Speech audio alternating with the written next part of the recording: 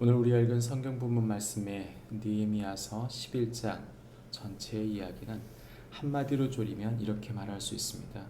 성도는 하나님의 뜻을 따라 기꺼이 순종하며 책임을 감당하는 자이다.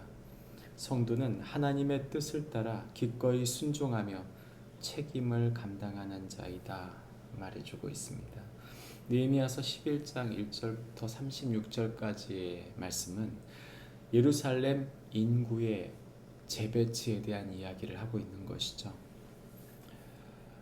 성벽을 다 재건하고 이제 말씀 안에서 이스라엘 백성들을 새롭게 세웠습니다.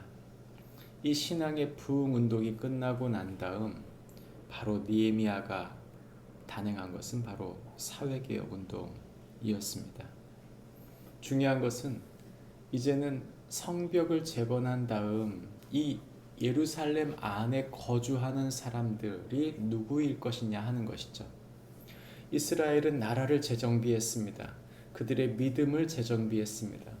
이제 모든 것이 끝나고 이 신앙적 행사가 끝나고 흩어져 버린다고 한다면 성벽은 재건되었지만 예루살렘 성은 예전처럼 연약한 사람들이 또는 그 주변에 있는 사람들이 연약한 사람들이 살게 된다면 그 성을 지키는 것은 불가능한 것이죠. 이스라엘 백성들을 10분의 1로 나누어 그 10분의 1, 그 사람은 제비를 뽑거나 자원한 사람으로서 이 예루살렘 성 안에 둘 수 있도록 한 것입니다.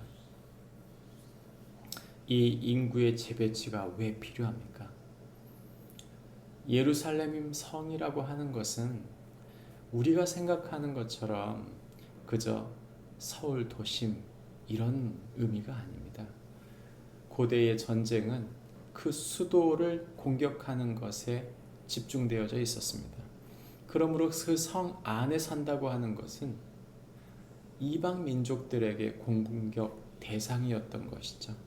그러므로 그 안에 거주하는 자들은 단연코 지도자들 그리고 그 백성들 중에 핵심적인 인물들일 뿐만 아니라 마음의 용기를 가지고 있었던 자들이 아니라면 그곳에 살지 않으려고 했다는 것입니다.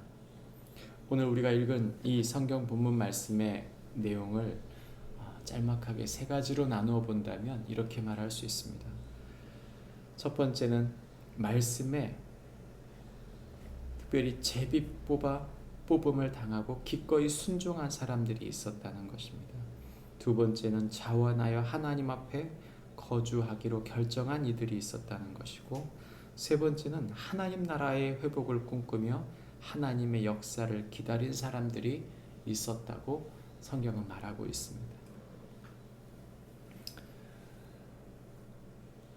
성경은 우리에게 지도자들은 책임을 감당하고 권리는 나누어야 하는 자들이다. 성경은 말합니다. 성경적으로 지도자는 책임은 감당하지 않고 권리만 가지려고 하는 자들을 배격하고 있습니다. 얼마나 많은 시대와 나라들 속에 책임을 감당하지 않는 지도자들이 있을 때 나라가 얼마나 불행했는지요. 오늘 우리가 읽은 성경 본문의 1절 말씀은 이렇게 시작합니다. 백성의 지도자들은 예루살렘에 거주하였고, 지도자들은 예루살렘에 거주하는 책임을 모두 졌던 것입니다. 지도자가 자기의 책임을 다하지 않는다고 한다면 그 백성은 불행할 수밖에 없는 것이죠. 느헤미야서에는 이전에도 지도자들, 귀족들이 백성들에게 폭리를 착복하는 이자놀이를 했었던 내용을 느헤미야가 꾸짖었던 것을 보게 됩니다. 그들에게 있어서 권리를 가지려고 한다면 당연히 책임을 감당해야 한다. 그것이 성경이 말하고 있는 내용이었던 것이죠. 특별히 1절 말씀 후반부에는 그 남은 백성은 제비를 뽑아 10분의 1은 거룩한 성 예루살렘에 거주하게 하였다. 이렇게 나옵니다. 제비를 뽑는 것. 어떤 이들은 감당하고 싶지 않겠죠. 그러나 제비를 뽑고 자신이 뽑혔다고 한다면 기꺼이 그것을 감당했던 것입니다. 말씀에 기꺼이 순종하고자 했었던 사람들, 하나님이 나를 부르셨다면 그 부르심에 기꺼이 감당하려고 했던 사람들, 그들이 바로 이스라엘 백성이었다고 하는 것이죠. 하나님 앞에 믿음이 새로워지고 하나님의 뜻을 기꺼이 순종하려고 했었던 이 신앙의 부흥운동 다음 사회개혁이 이렇게 따라온 것은 아주 당연한 것이었습니다. 우리의 믿음이 새로울 때 주님 앞에 그 말씀에 기꺼이 순종해야 합니다.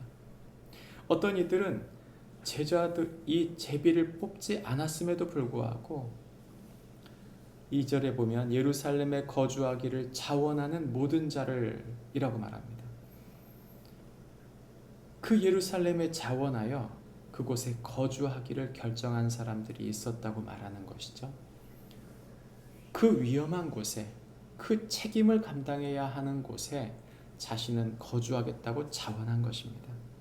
이런 용기 있는 자들이 그곳에 있었기에 예루살렘은 지켜질 수 있었다는 뜻입니다. 마지막으로 성경 말씀에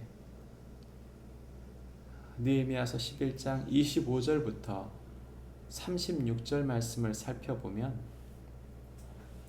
이스라엘의 여러 거주했던 마을들에 대한 이름이 거론되고 있는데, 이 마을이 거론될 때 특별히 이 마을의 이름을 나열하는 순서가 바로 여호수아서 15장에 사용했던 순서의 나열과 같습니다.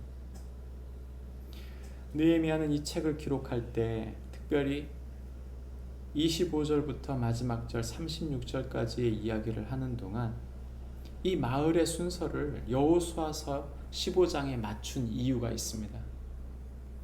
그것은 바로 1000년 전에 하나님께서 여호수아에게 주셨던 그 가나안 땅을 하나님께서 정복하게 하셨던 것처럼 이 예루살렘을 시작으로 그 가나안 땅을 하나님께서 다시 회복해 하여 주시기를, 이스라엘에게 다시 그 모든 지경을 회복해 주시기를 기대하는 마음으로, 그것을 꿈꾸는 마음으로 이 기록을 여호수아서 15장과 같이 사용한 것이죠.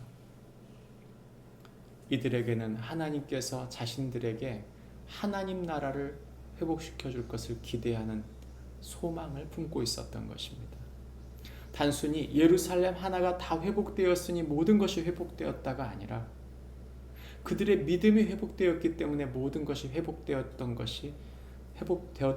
생각한 것이 아니라 그들은 하나님의 나라, 하나님께서 이루신 자신들에게 주신 하나님의 나라를 꿈꾸고 소망했던 것입니다.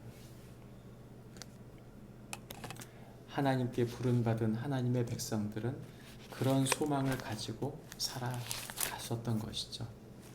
예수님께서 제자들을 부르셨습니다.